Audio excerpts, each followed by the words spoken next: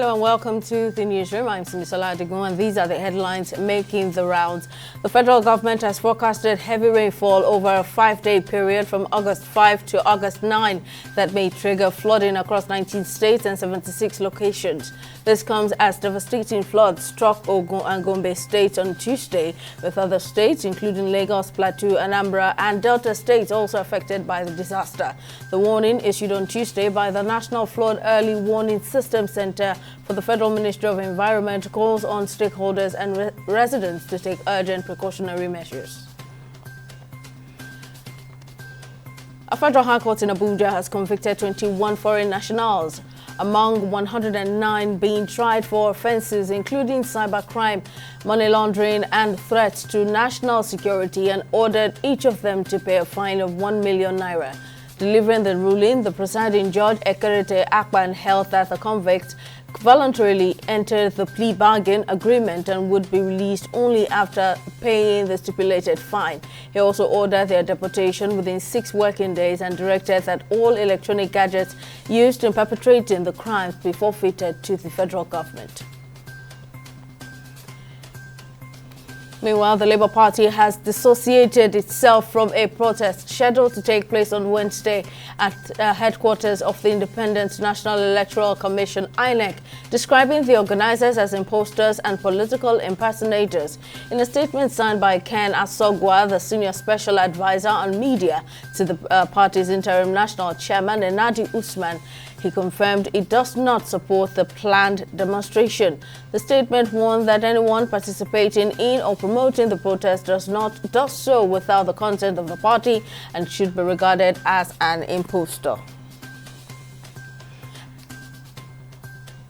And in Benue, the State House of Assembly has suspended 5 of its lawmakers for 3 legislative sittings for allegedly withholding vital information in the probe of Otukpo local government area. The lawmakers were suspended during the plenary on Tuesday following the presentation of the report of the panel set up to investigate members of the Standing Committee on the LG and Chieftaincy Affairs. The House Committee was accused of giving incomplete information in its report on investigation of alleged financial misconduct of the chairman of Otukpo local government area, Maxwell Ogiri.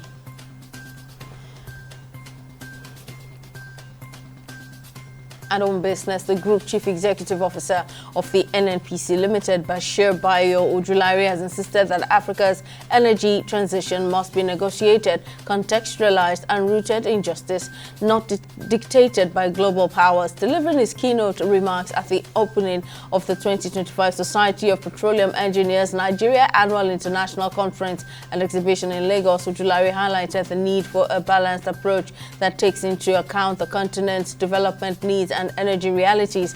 He urged African leaders to assert their place in the global energy ecosystem through improved governance, contract sanctity, and transparency.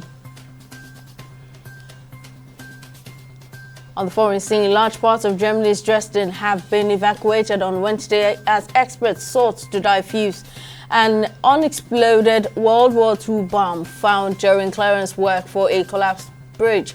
The 550-pound British-made bomb was discovered during the clearance work on the Carola Bridge and it must be defused on site. Authorities say some 17,000 people have been asked to leave their homes in the eastern German city, with 330 police operatives deployed to monitor the exclusion zone.